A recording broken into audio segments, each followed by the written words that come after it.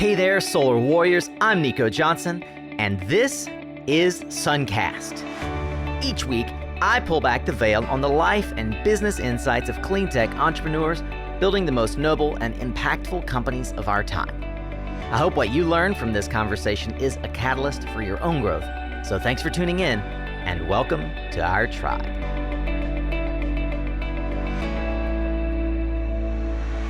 Hey, Solar Warriors, welcome back.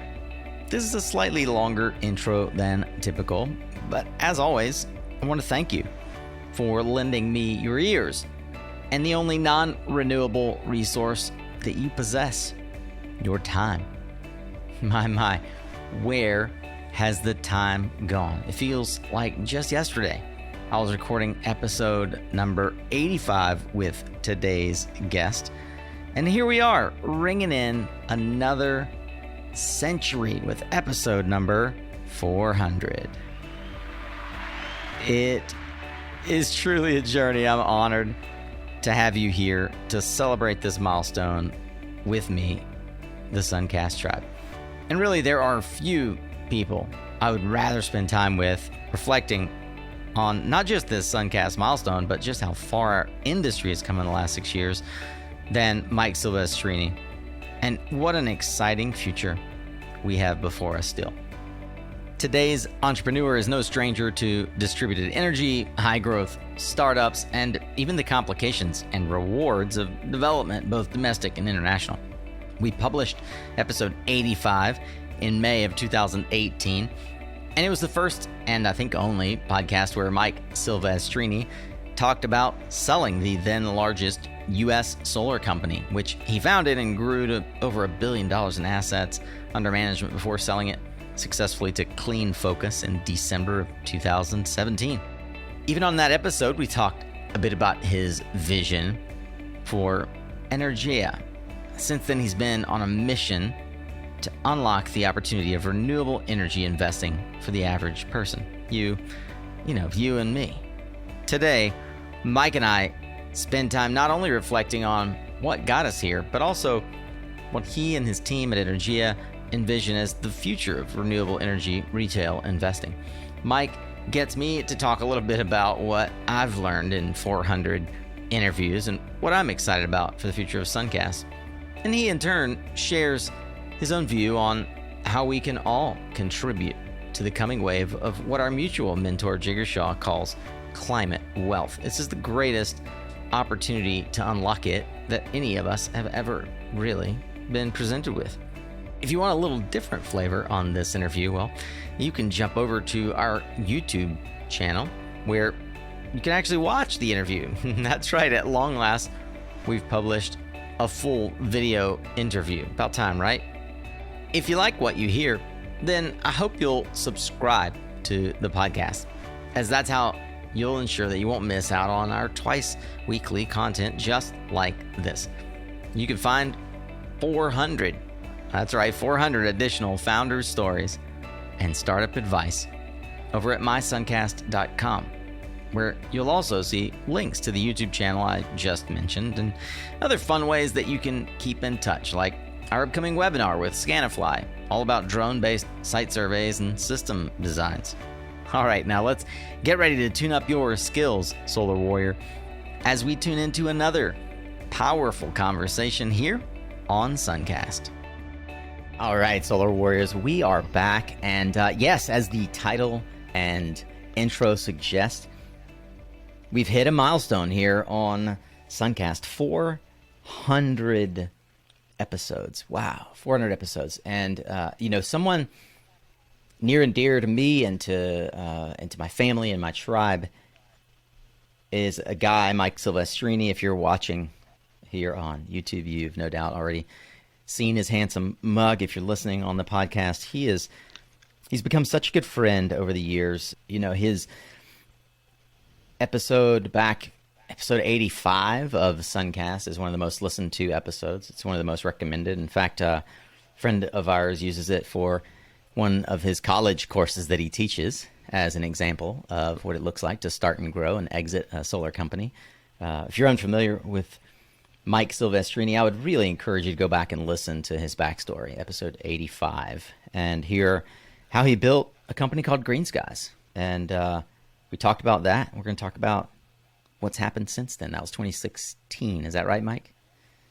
Yeah, well, we actually exited in 2017, and then we probably chatted about it a couple months thereafter, middle of 2017-ish. Yeah, well, welcome to episode 400, my friend. Thanks, buddy. Thanks. Congratulations to you, sir. Thanks, man. I remember when it was just an idea, and here we are, 399 episodes later. Yeah, Very man. Cool. 315 episodes since you and I last did this formally recorded. Wow. I'm sure we'll share a lot of different stories, but I'd love to, because I know that you are a listener. Is there anything that stands out for you that, or maybe like how you tell people what Suncast is? Everybody asks me, kind of, tell me about your podcast or what it is, and I'm always the one turning the question back on them and going, hey, what is Suncast to you? So I'd love to hear that answer from you. What does Suncast for you represent in the industry, and in what industry? Well, you definitely provide people an opportunity to present what their lives are like in this industry as a member of this industry. And there's so many different walks of life that are now part of the energy transition. When you think about it, you have solar entrepreneurs, you have technical minded folks in the engineering perspectives, you have multiple different industries that comprise the energy transition. So there's all sorts of individuals that comprise this tribe, as you say. And you've done a great job, I think, of sharing the little stories about what it is to be part of this. And so for new listeners, especially, if we have a new team member joining my current company, I always recommend them to get an ear on some of your podcasts so that they can start to develop a perspective of where the industry has been. Because it's been going on now for 20 plus years of a serious pace, a professional grade industry, I would say. Yeah. And you've been able to kind of capture a lot of that in those personalities that have been there, some longer than others, but there's a lot of stories to tell, and you've done a great job of transmitting that, bro. Yeah, I appreciate it. We were chatting just yesterday about the idea that not just your company, but others have reached out and said, hey, what episodes of Suncast would be useful for some of our team members who are new to the industry? And when we started Suncast, people weren't listening because they were new to the industry. We were such a small pocket of the world that the folks that were listening were there because they are in the industry and they wanted to know if there was something they had missed. Right? I often say to guests when I'm preparing for an interview that two things are true about our listeners thus far. The first is, they're by and large in the industry in some way, or they're trying to figure out how to get into the industry. And the idea is that I want them to walk away feeling like they have been able to have this guilty pleasure of eavesdropping on a conversation between two friends in the industry who are pontificating in some way about their career transition or career growth and how they did it, right? And in the back of their minds, especially for those who are in the industry, usually they're middle to upper level management or executives, founders of companies. They're asking a different question. They're asking a very, very interesting question, and it sounds something like this: am I doing this right? Yeah, we have also learned that there's plenty of wrong ways to do this, right? Totally. But you see the same characters, even those of us who have stumbled along the way, and nobody has gotten multiple years in this space and not stumbled a little bit. It's tough. Yeah. It's tough business. But, people stick with it. You kind of fall in love with this industry and you become a staple. And I think that you see a lot of people that I don't see too many people joining the energy transition and then leaving to go get in the coffee business. Right. That doesn't really happen that much. But you see plenty of people from the coffee business come and join and try the renewable energy business. So I think the opposite is true. One thing, Nico, is just how big the energy transition has become. I mean, if you were to take all of the people involved in not only solar and wind and offshore wind and battery storage and electric cars, I mean, this thing must be just an enormous group of people. There's an enormous participation. And I think we're still undervaluing the number of jobs. How many of people who are kids' age, as they graduate and they join the workforce, how much of the workforce is going to be sustainably oriented jobs 20 years from now? Yeah, it's really true. There's I call what we have right now in broader energy. We've pretty much nailed down in many ways the capital constraints, right? And there's this term that is used in usually traditional energy, fossil fuels, around stranded assets. But to your point, we have two really big opportunities right now in the clean energy transition. One is the level of human capital, the workforce development, is a monumental task to actually train folks up. I mean, at every level, field, True. blue collar workers, all the way up through executives and founders and financiers of this industry. The second is also, and this is a little bit less obvious, but I'm seeing it through the lens of Suncast, is the idea that there are stranded assets that we aren't capitalizing on right now, and that is the human capital that started in one career and they need to transition to another. And that first career was geophysicists and other levels of science and engineering and marketing and sales and business development who have spent the entirety of their career trying to extract fossil fuels out of our earth and utilize them to power our lives and our industrial transition. And they never thought when they went to school for this or when they got a phenomenal job making pretty good money, contributing to the industrial growth of our society, that they'd have to worry halfway through their career, in some cases 2/3, that it would evaporate underneath them. But more than 100. We don't do a great job as an industry also tipping our hat to the other energy forces. I don't think anybody, started drilling for oil with ill intent. I mean, well, right. Maybe that's not true, but maybe not anybody.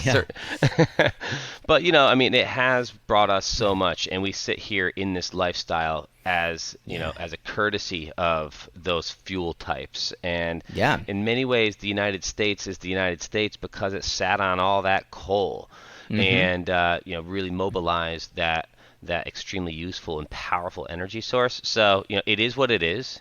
Its exhaust must go, but thanks to those industries for creating the world that we live in today and providing the lifestyles that we have today, right? I have to say that is so eloquently said, Mike, and it's the first time on the stage of Suncast that anyone has said it in such a beautiful way. And I want to thank you for that first. I want to just say for a moment, like, this is unscripted, as much of this conversation will be, but you just took the words out of my mouth in terms of how I believe that we as a society, and I'm going to call like our clean energy community a society for a moment, we have villainized the oil and gas industry.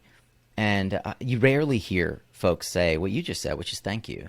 We're gonna take the torch now. Thank you. And by the way, we're going to continue to light the path, and you're welcome to join us. And it amazes me how many folks still to this day believe that they have this sort of, I won't hire anyone out of oil and gas.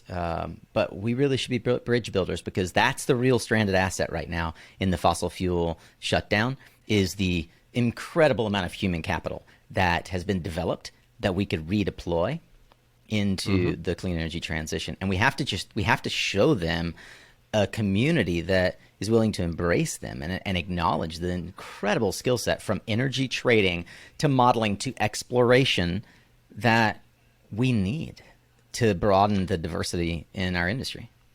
100%. And there's no way that the renewable energy industry would ever work out if we didn't have that market infrastructure. The way that we trade power, especially in this country, but elsewhere as well, it's so sophisticated, and I think it's one of the most natural, true markets in the world, is the way that independent system operator in the United States trades power. It's really a beautiful thing, and that architecture existed before we got here, and we use it now to trade cleaner kilowatt hours, but it was built on the backs of those fossil fuel businesses. 100%. What we refer to now as DERs.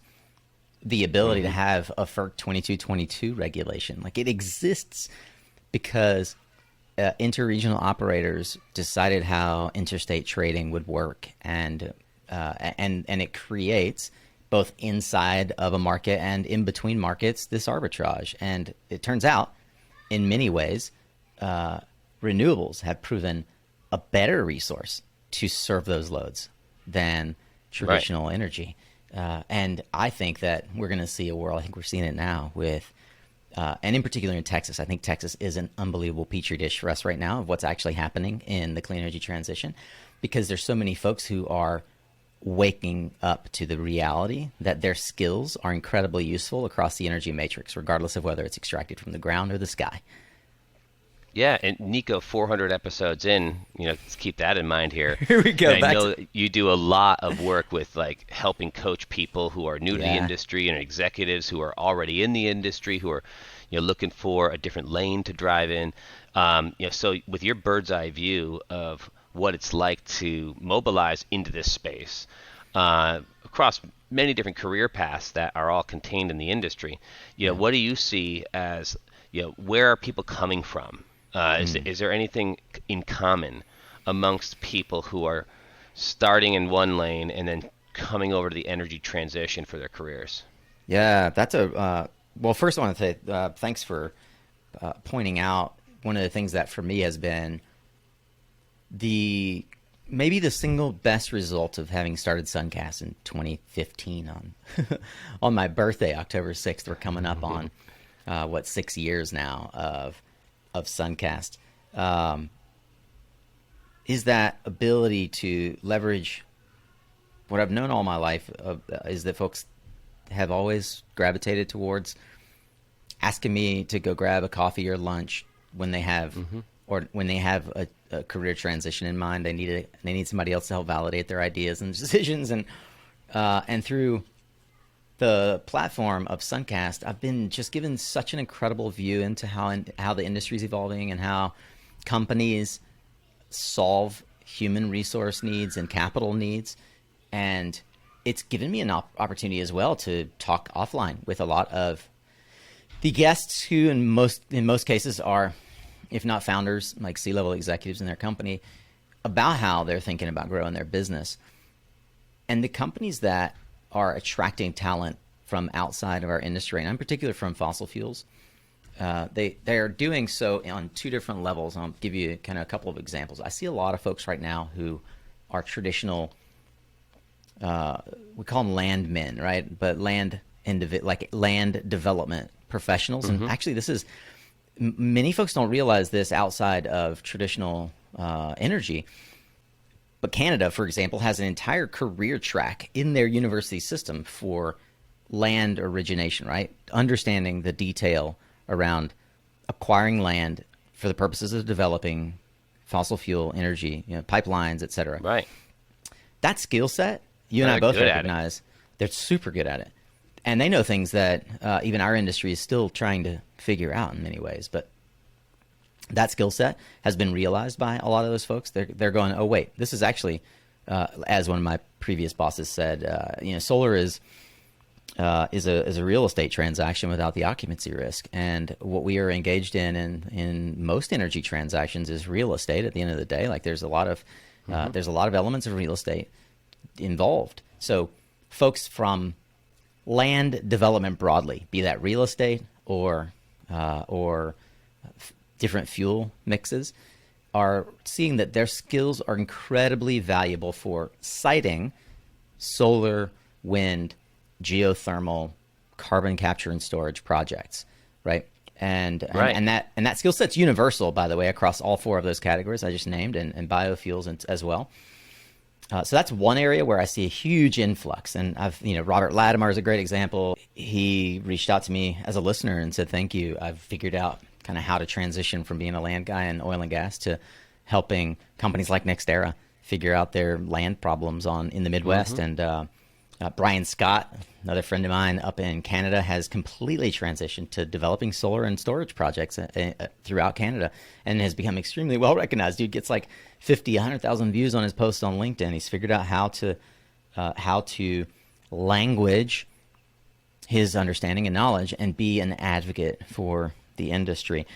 I see them. Yeah, I'm one of those 150,000 for sure. Totally. The other side of it is the sales and marketing, because if there's like sales is one of those universal skills. If you can learn how to sell something, you can learn how to sell anything if you're good at it. And I see a lot of folks who understand the fundamentals of trading power, like you mentioned, realizing that their ability to speak in terms of hedges and derivatives not only gives confidence to investors in Wall Street, but it gives confidence to executives in our industry who have come from a power background. Maybe they were utility executives, and they aren't seeing folks come up in our kind of solar traditional business development pipeline who really have a macro understanding of how the grid works. And so a lot of traders and a lot of power executives have a really easy transition if they can find that side door, if they can find the right network, right?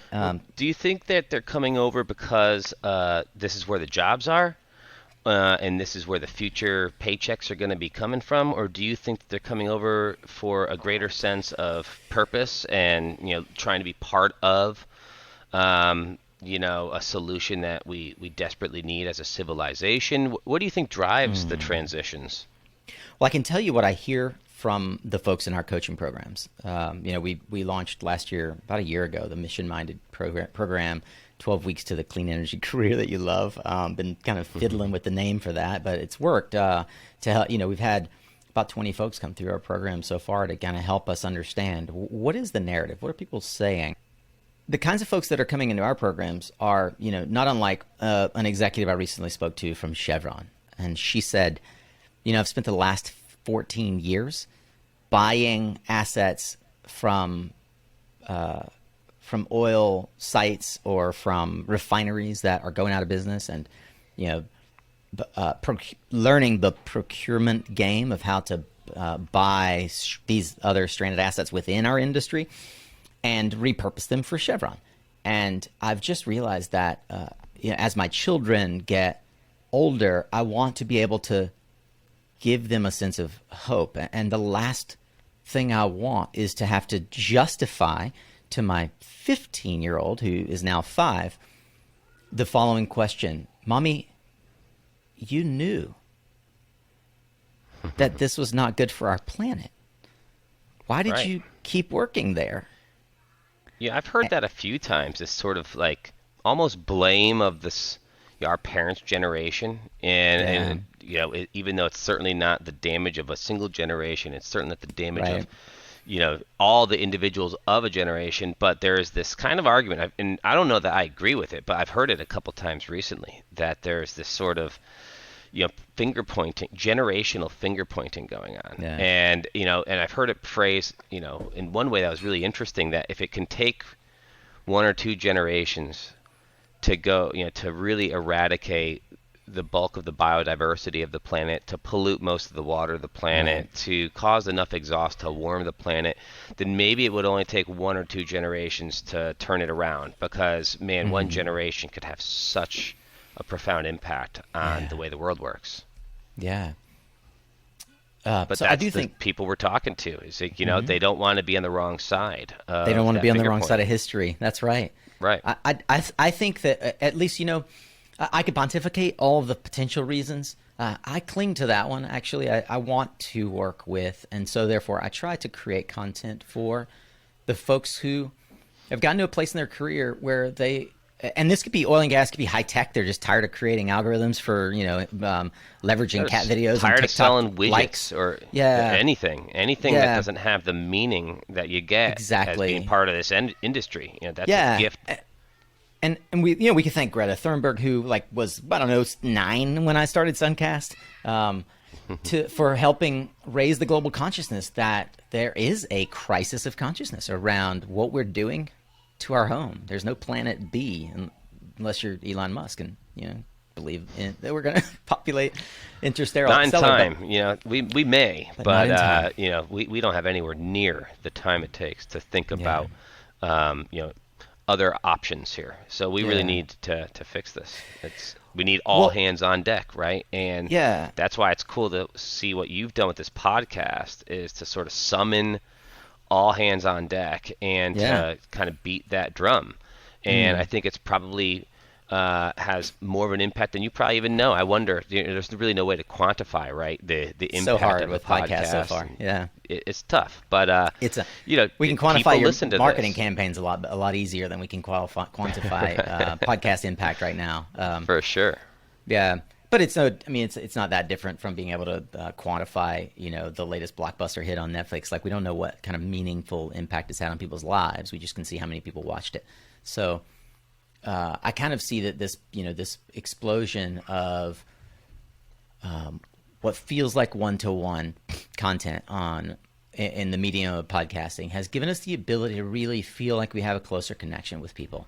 And that's what we've tried to do on Suncast for 399 episodes. And, one of the great rewards that I have of having done this and leaned in is people who reach out both as guests and listeners and say, thank you for helping me feel like I'm more connected to the industry. And, we plan to just do more of that, right? We're at episode 400 now. I'll be at episode 4,000 before I even think about quitting this thing, right? And the ways that we have to evolve as a platform, and myself as a presumptive, thought leader or speaker or representative in some way of the clean energy transition, are profound, because two things are true. We still don't have enough money, and we don't have enough people to make this work. So, I but love the money that. thing almost seems easier, we can kind of, that can happen overnight if under certain circumstances, but you can't, remobilize and retool the people of a society as quickly. So that's why this is such an important task. Yeah. And while I, have pretty much dedicated the rest of my career to helping mobilize the people, I'm profoundly honored to be able to work alongside people like you who have dedicated the rest of their careers to mobilizing the capital to make it happen. So I don't want to get too wrapped up in episode 400 about like pontificating on the philosophical futures of Suncast and miss the opportunity to be able to talk a bit about how Mike Silvestrini and his views and visions have evolved since mid 2017, when, if listeners will recall, we did talk about a little relatively kind of an idea that was germinating at the time that you were calling Energea.com. I could tell stories about when you first called and started telling me about it, but would you humor me and give me a sense of what, as someone who has built a successful company by any standard in this industry and exited, and have developed a sense of, like, I'll call it comfort and security, the ability to continue investing now into the industry. What was going through your mind in 2017, 2018 about how you could, like, what your sophomore act could be? Because you're a serial entrepreneur. Like, maybe you tell a story about how, like, your money was tied up and you realized that nobody could invest it better than you. But I'd love to hear kind of the idea of Energea 2018. And we'll talk a little bit about how that idea has evolved as well. Well, I mean, I've told you this story more than once, and you've been here for the whole ride, so some of this will be redundant, but it really did start off as taking a bunch of solar panels and in one day converting it all into cash. We sold the company, and I didn't have any solar panels for the first time in a decade, and but I had money for the first time in my life. And you have to figure out, what to do with that. And that's not a skill that very many people are equipped with. Some people are lucky and they have, like, friends and family that they might be able to share ideas with. But at the scale that we were at, it was not easy for me to get information on what to do next. And there's very few books. Somebody was saying, there's like 1 million books about how to start a business, and there's really very few about how to end them and what to do next. And that's very true.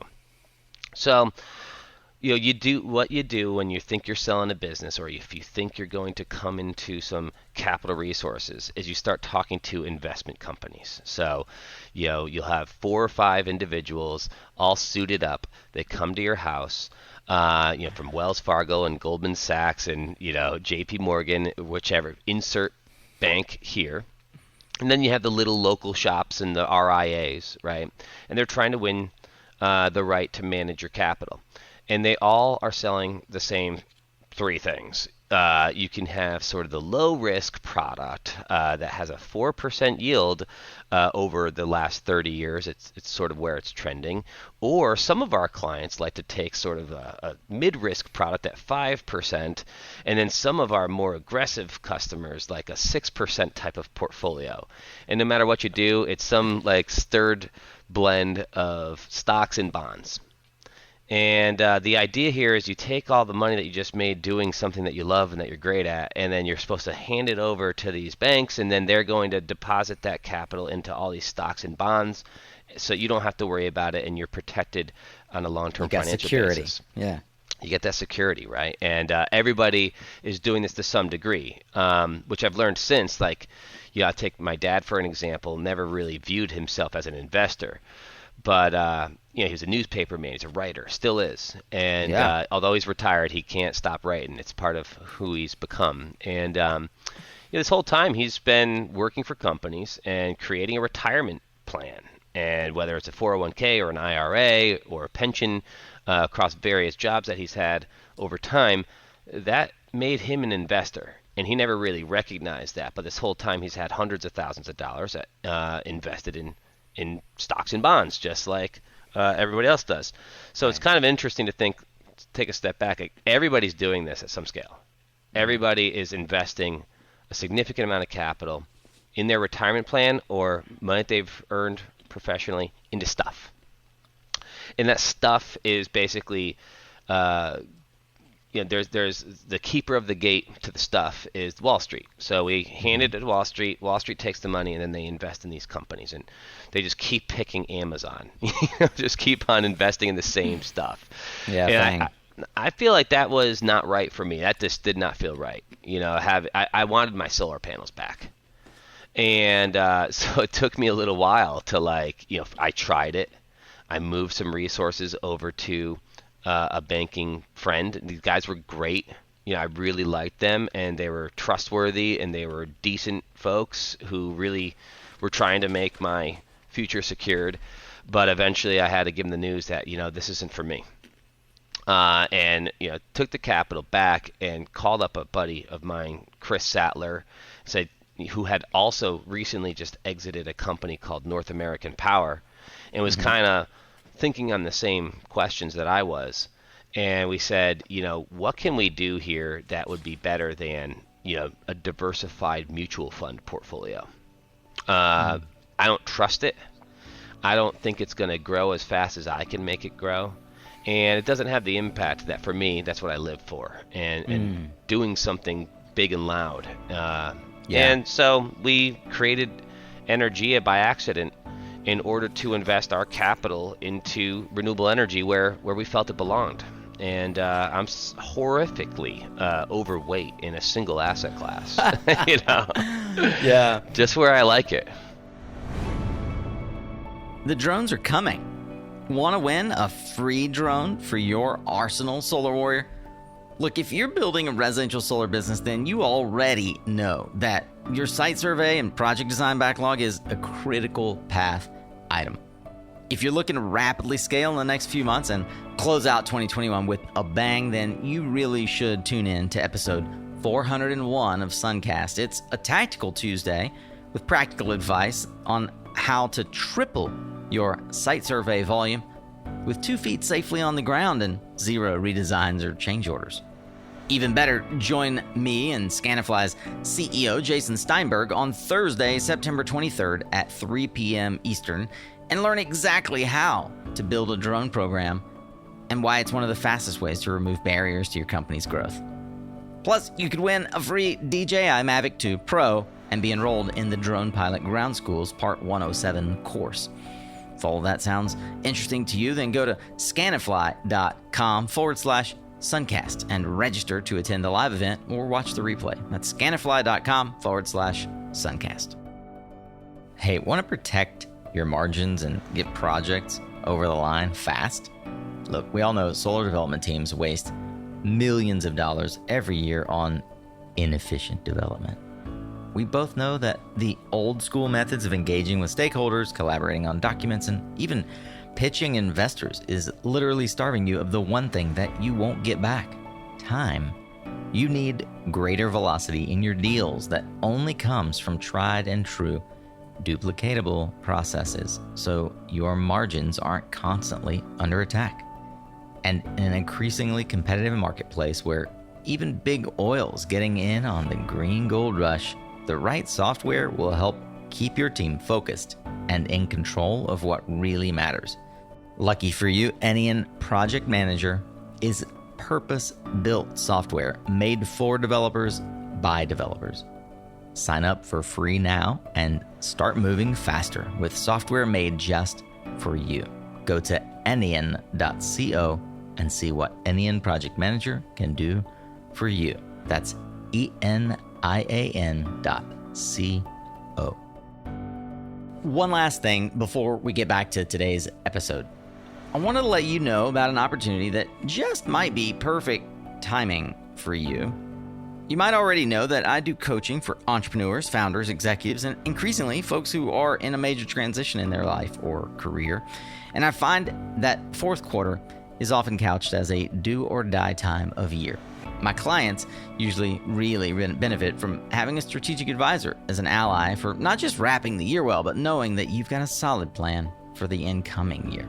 Now, I only open up spots for coaching a few times a year, as many of you know, and I keep the roster pretty small. But I've decided that I'd like to open up a few more spots through the end of this year.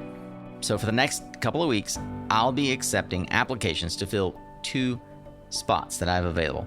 If that sounds interesting to you, I'd encourage you to go to mysuncast.com, click on Work with Nico up in the menu, fill out the brief application, and book a 15-minute clarity call with me. I'll only be accepting a couple of people this quarter, and I'm closing this offer in a few weeks so we can focus on your Q4 and Q1 plan. So if you've ever considered hiring a coach, maybe now is the right time to take the next step. I look forward to hearing from you soon, Solar Warriors. Now back to today's episode. I was still working on helping Faro, a company that we now both are well familiar with down in Brazil. Sure. And I was still running around over Latin America. I just left Conergy when I started Suncast, and I was working at Faro, and I was spending most of my time in Central America, Brazil, Colombia, Chile. And I got a call from you, and it's maybe around the time that we, maybe a little before we did our first interview, and you said, "Nico, what's happening in Brazil, man?" And I was like, "Mike, you're in Connecticut. What the hell do you know about Brazil?" And you said, "I don't know, man. It looks like this DG market down there is going to blow up. What do you know about what's going on down there? You want to go down and help us figure out what's happening in Brazil?" And I was like, "Man, Mike, I love you, man, and I trust your nose and instinct. And yeah, Brazil's doing well, but I got a family to feed, man. I can't go to Brazil right now." And you called me a couple months later, and you're like, "Chris is going down. Chris is going to move there." And I was just like, "Wait a minute. Wait, you're going to build a company in Brazil?" Tell me when it occurred to you that Brazil. So I think this is a question that a lot of entrepreneurs have. It's now you've kind of taken back that investment and control of it, but where do you point the rifle, right? You can't shotgun globally. Where do you point the rifle? How'd you decide on Brazil? You know, it was a lot of Chris's credit here, because I think it wasn't me. It was Chris who was like, Brazil's going to pop. And it was while I was still at Green Skies. And when we sold Green Skies, you know, I knew that I wanted to be able to take that on. So I had a non-compete against, you know, I couldn't go back into the U.S. market for some period of time after I sold Green Skies. That's since over now. But I made sure that non-compete didn't extend to include any market outside of the United States, because that's really where I wanted to go next anyways. And Chris and I were figuring this out. It would have been part of Green Skies had we not sold the business. But now we had sold the company, we were able to really focus our efforts on Brazil. And Brazil is a huge market. It's an energy market about the size of California's. and it had almost no solar, certainly no distributed generation. A couple utility scale deals that SunEdison had, started, and I don't know if they ever got built, but now there's some pretty Canadian big projects. Canadian bought all of it and built it. Yep. Yeah. But there wasn't really any DG, and it's just had to happen at some point. And there was a community solar policy that made a lot of sense, but it was untested, and nobody really knew how it worked, and customers really weren't adopting it yet. But it looked like the kind of place where if we could go and hang out there a little bit and get to know how these projects work in a couple of years from now, we always knew it was going to be a multi-year waiting and learning period and a frustration to kind of get there. And now it's there. I mean, there is no hotter market on planet Earth than Brazil right amazing. now. Period. It's amazing. Well, if we just stopped there, right? If I just said, "Oh, that's cool," and you guys have built an amazing portfolio, then I would falsely lead you, dear listener, to assume like, "Oh yeah, Mike did it again. He built an IPP. He scaled it up and pulled in tax equity investors, or however you invest in Brazil, and he's just building another infrastructure asset holder that is generating power and charging for it." But you called me with another crazy idea. Yeah, so here I am investing for the first time from an investor's perspective into renewable energy. And I chose renewable energy from all the options out there, from real estate or stocks and bonds and the other things that people typically choose with their money. Knowing what I know about this asset class, I chose renewable energy again. Even though I had an opportunity doubling down. Yep, exactly. I had an opportunity to diversify or to shift around, and there wasn't an asset class that does what this thing does. And simultaneously, Nico, we know that there's just we're not doing it. We're not getting the job done. We need $1 trillion to $1.5 trillion a year to move into renewable energy to prevent climate change, and we need that to happen starting a couple years ago. Yeah. And we're somewhere in the neighborhood of 300 billion a year. And it's not enough. Where is the money going to come from? And certainly, Wall Street and ESG funds, we're hearing a lot of chatter about more capital being invested. We're not seeing a huge increases year over year, but we were kind of stabilized at around that 280 to 350 billion dollar bandwidth. But how are we going to quadruple this? And I started thinking about my own experiences now as an investor engaging this asset class in lieu of stocks and bonds, and thinking there must be a lot of other people looking for this type of yield. And it's done well for me, and maybe this would do well for people like my father, who had been an investor his whole life, unknowingly, really, without controlling it. Yeah. But if he had control, maybe he would have chosen renewable energy too. So we set off to create a product that allowed people who are not professional investors, who aren't tax equity investors, who could engage this asset class really easily, almost in the way that Coinbase has opened up the channels for people to engage Bitcoin and cryptocurrencies. Right. Remember how hard it was to buy Bitcoin? You might have been one of those guys who, you were early in. Had a Trezor wallet, right? Yeah. Right. Cold storage and however else you had to do it. Very few people could participate in crypto before those applications came. A lot of work. And you got to know your stuff. You got to study. You got to read about it, and kind of take that on. It has to be a personal mission to be involved with crypto prior to that. But then along came these applications that kind of created a channel for capital to find that cryptocurrency asset class. And we just felt like it was time to create something like that for renewables. Not everybody is going to take it upon themselves to study the complexities that renewable energy projects really are. And and your listeners know pretty well probably how dense this stuff can get. It's trickier than real estate. It's trickier than most other power types. You have these tax equity leverage partnership flips, and there's just a lot going on under the hood of these projects. Generation exposure and foreign exchange and currency, which you might see in other asset classes, but that's all rolled up into one ball of complexity. Yeah. How many people are we going to get to participate in this industry if that's what it takes to know enough to put your money into it? So we wanted to open that up so that investors could, create an account, on an app-based setting, which we're all used to doing now.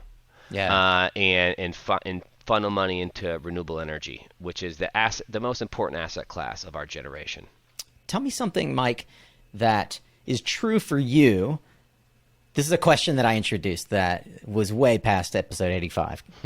Tell me something that's true for you that very few people would agree with you on. Something that's true for me, but very few people would agree with me on.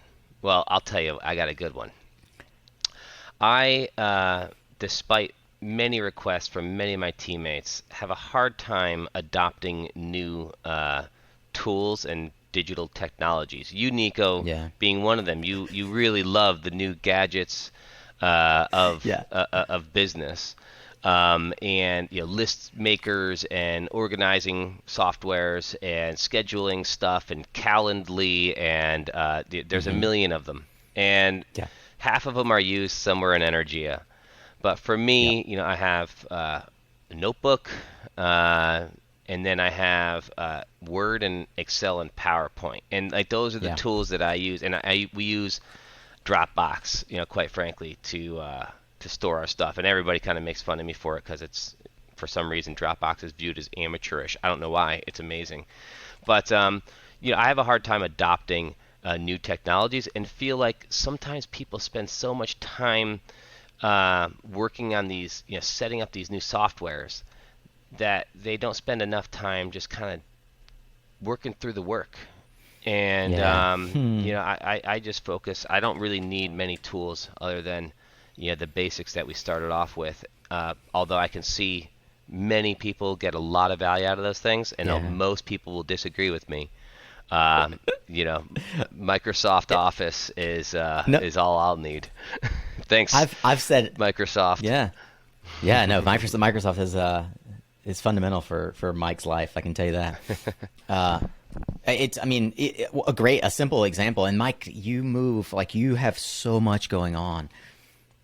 It took an effort of the team to just get you to have that headset on your head, because it takes time to find the headset and connect it.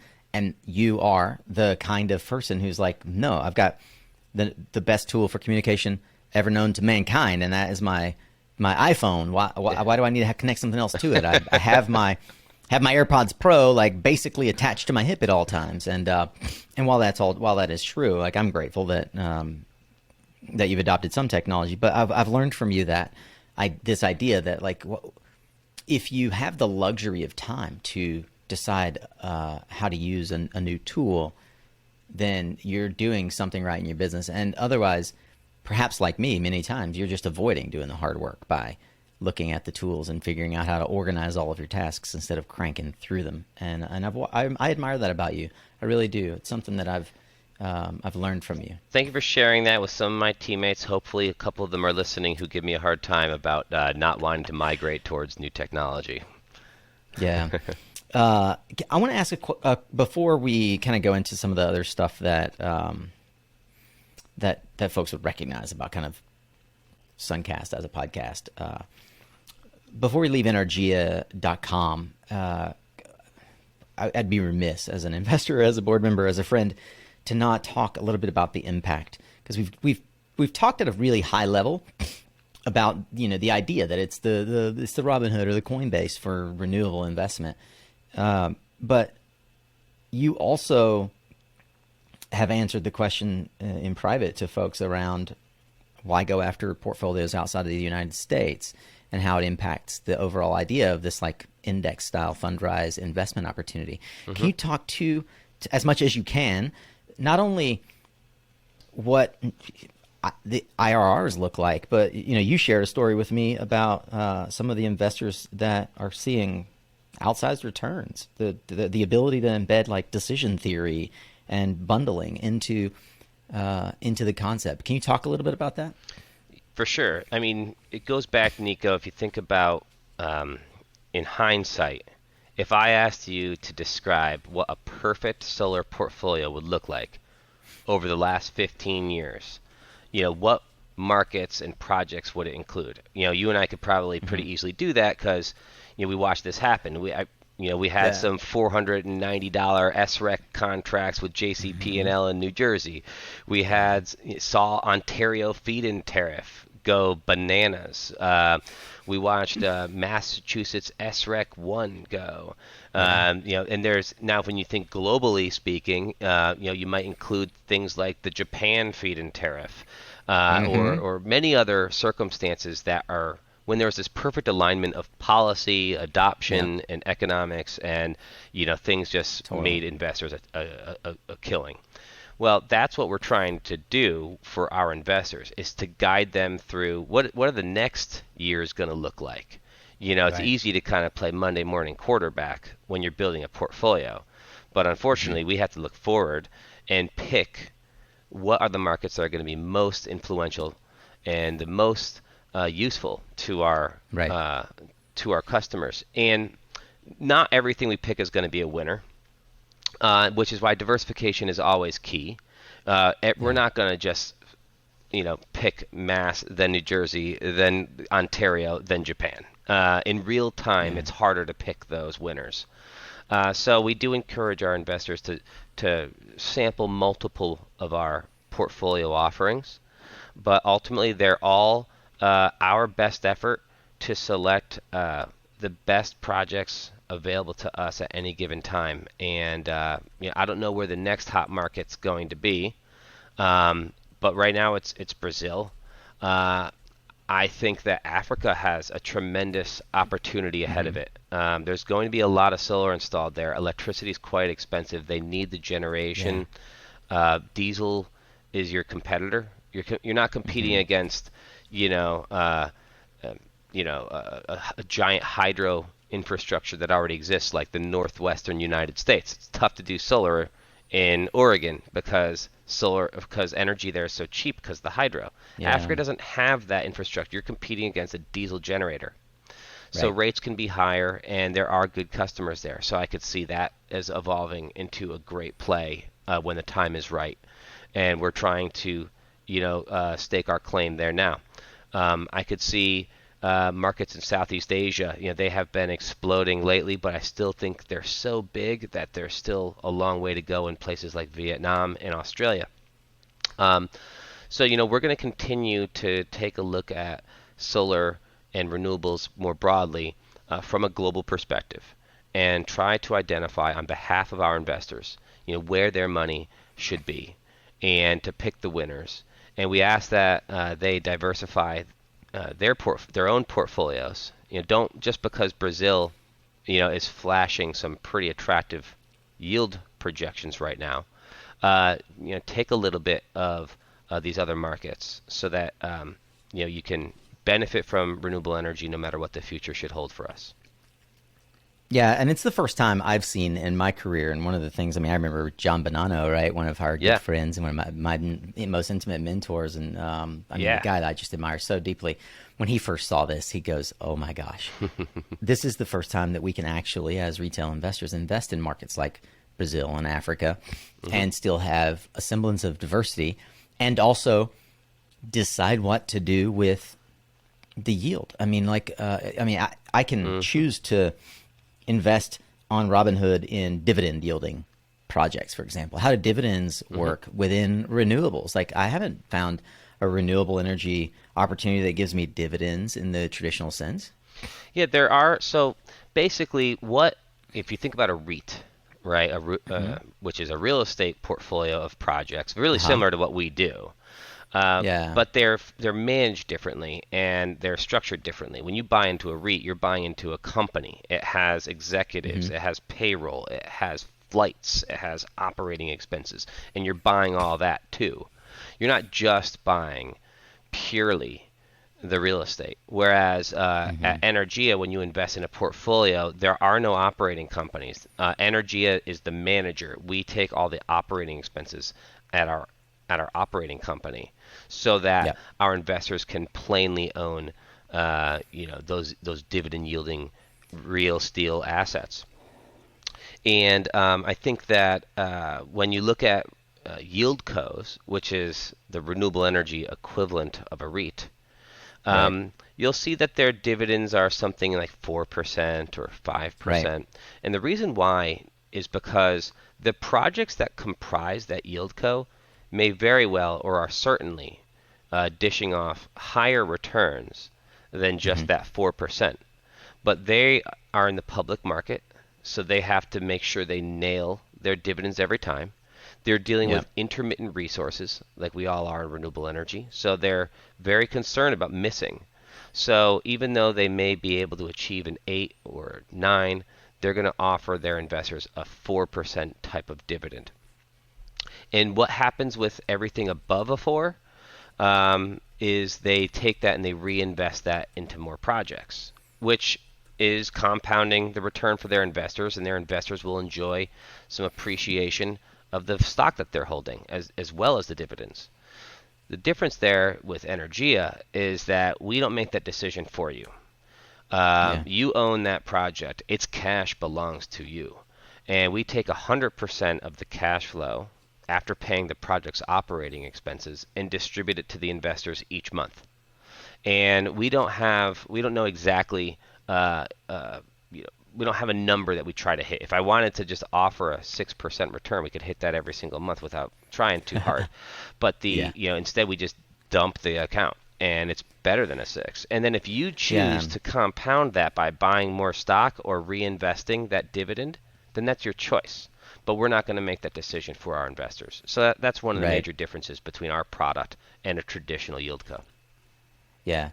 And I don't know what you're allowed to say, but are you able to talk at all about the kinds of returns that you're seeing on the platform? That's one of the beautiful things about Regulation A, is that not only does it allow us to collect capital from both accredited and non-accredited investors, but allows us to actually talk numbers with them, which is something that you couldn't do before Reg A.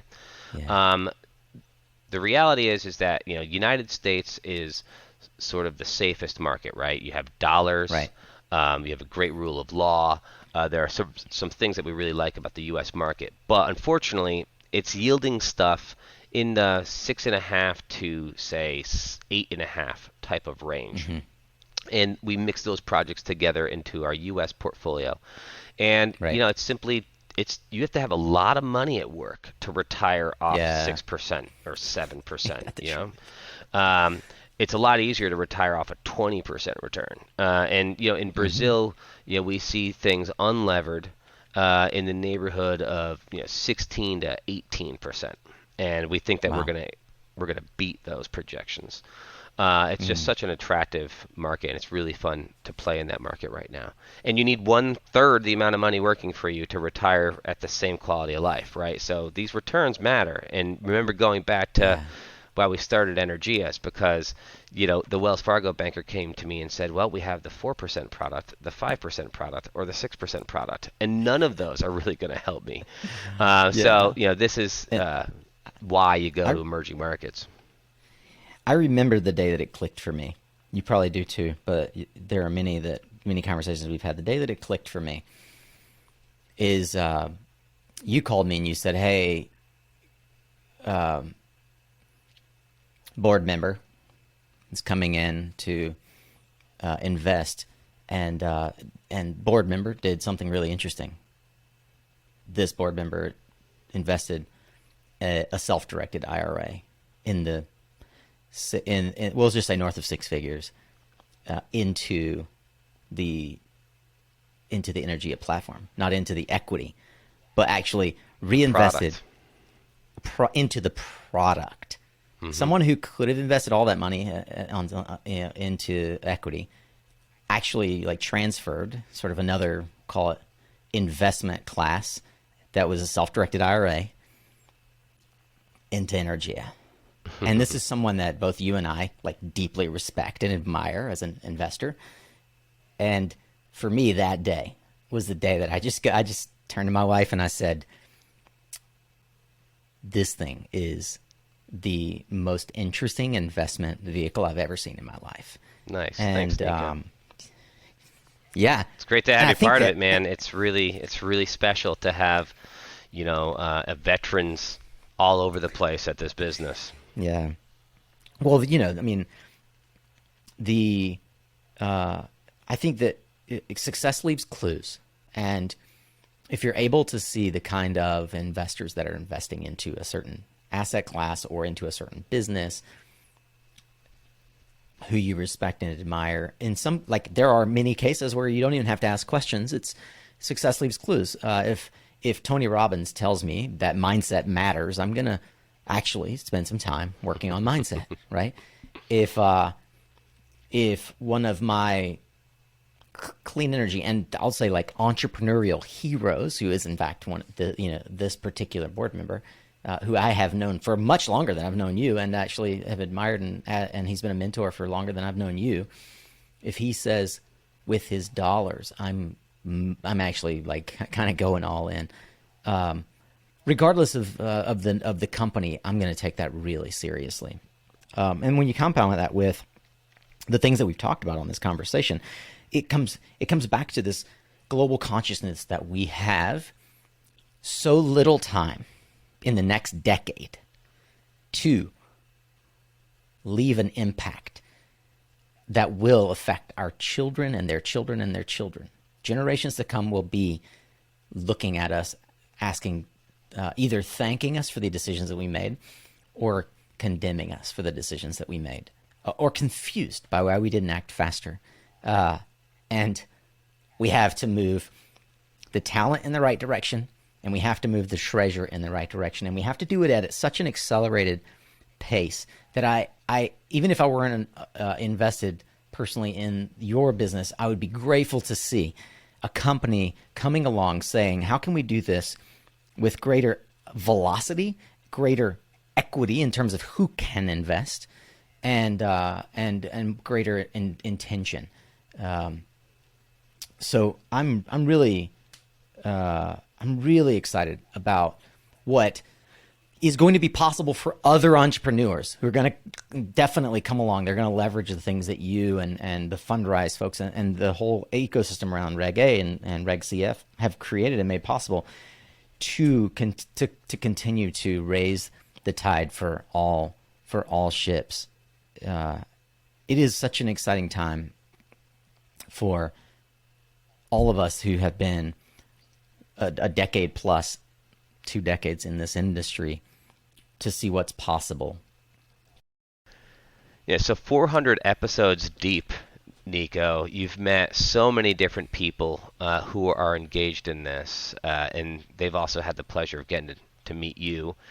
And I think that we can proudly say that there are more people in this business, thanks to the work that you do. And we can only hope that someday we can say there's more money in this asset class thanks to the work that we're doing at Energea.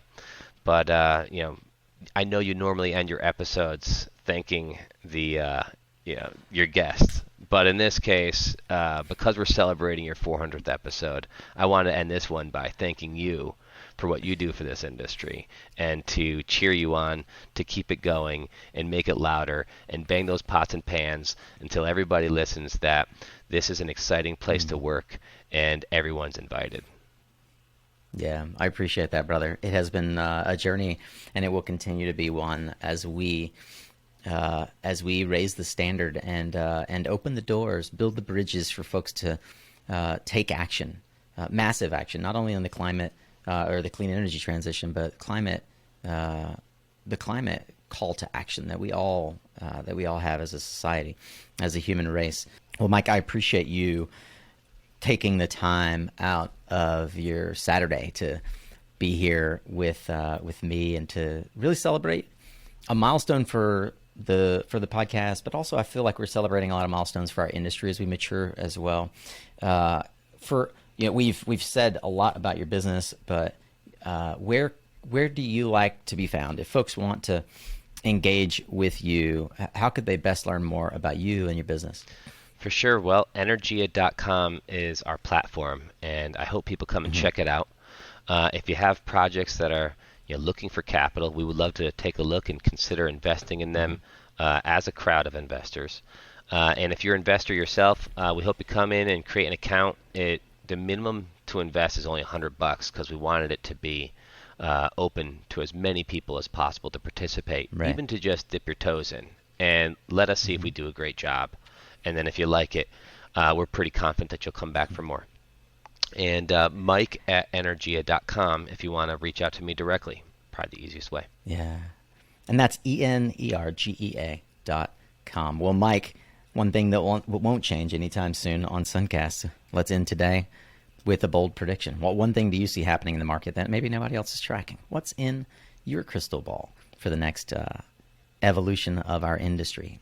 Well, Nico, one thing I would like to see and that we're working on here at Energea for the future of our industry is that we're going to recognize that as the world turns, the sun is hitting various parts and various projects and creating clean carbon-free electricity, and to really experience that through the product, through the application, where you can see in real time the portfolios that you own as they generate power, where it's sunny, and maybe turning off and winding down where it's nighttime, and to really experience firsthand what it is to be in a world powered by clean energy. I love it. The ability to invest in and to see visibly continuous 24-hour clean power.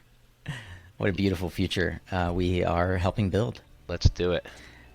Mike Silvestrini is the co-founder and CEO of Energea. You can learn more and invest as little as $100 at Energea.com. Mike, thank you for joining me on this momentous episode 400 of Suncast. Congratulations, Nico. Thanks, buddy. All right, Solar Warrior. Well, that's a wrap on episode number 400 of Suncast. Whew. What a journey. A real special thank you to my friend Mike for coming along with us on this journey, but also to Evan on the Energea team for helping edit the video and even the audio piece of this episode. Hey, if you haven't seen with your own eyes the Energea marketing videos, man, they are a sight to behold. They're truly inspirational. And as you heard today, if you've been thinking about investing in renewable energy projects but have never been able to really wrap your head around how to do that, then I would encourage you, head over to Energea.com, that's ENERGEA.com, and set up your own account. It's the only place that I know that for as little as $100, you can own a piece of a solar farm in the US, in Brazil, even in Africa. And you even get dividends paid out. There's no special link or discount code needed, really. It's already a tremendous value that I think you should just look into. Well, if you are eager to keep learning, you, my fellow Philomath, can find the resources and highlights from this and every discussion, along with the social media links, connection with Mike over on LinkedIn, book recommendations, show highlights, and more over at the blog at mysuncast.com. And hey, this is a huge milestone for Suncast. I mean, 400 episodes, and I'm just really thrilled to have gotten to this point.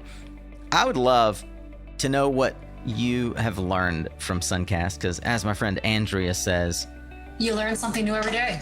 Indeed you do, Andrea, and I bet that you do as well, Solar Warrior. Would you do me a huge favor and just hop on LinkedIn, maybe Twitter, and leave me a little love note about what Suncast has meant to you? What have you learned from Suncast? I love hearing from you and getting to see how our work has impacted your life. Maybe it's just a thank you. Maybe you, like my buddy Dan, have incorporated Suncast episodes into your college course curriculum. Whatever it is, I'd love it if you'd leave a comment on either my episode 400 post on LinkedIn, or maybe create one of your own, like I said, a tweet, however you want to share it. But share how Suncast has benefited or impacted you. What have you learned today? I'd be honored to read it and even share it with my tribe. Well, next week, the good times keep rolling as we go deep on leveraging drones to accelerate your residential and even C&I solar business safely and effectively on our Tactical Tuesday with Scanifly's Jason Steinberg. And on Thursday's episode, I'll introduce you to my friend Amy Simpkins, who recently launched her own podcast. Congrats to you, Amy. And she's all the while running MuGrid with her husband and past Suncast guest, Travis Simpkins. It's a heartfelt look at the trials and rewards of starting a business with your spouse after a career working on space rockets. Thanks again to our sponsors for helping make this content free to you. You can learn more about them at mysuncast.com/sponsor. That's also where you can learn how to partner with us to reach thousands of solar warriors and clean tech champions just like you twice a week. Remember, you are what you listen to. I'm honored you've chose to tune in here. Thanks again for showing up, Solar Warrior. It's half the battle.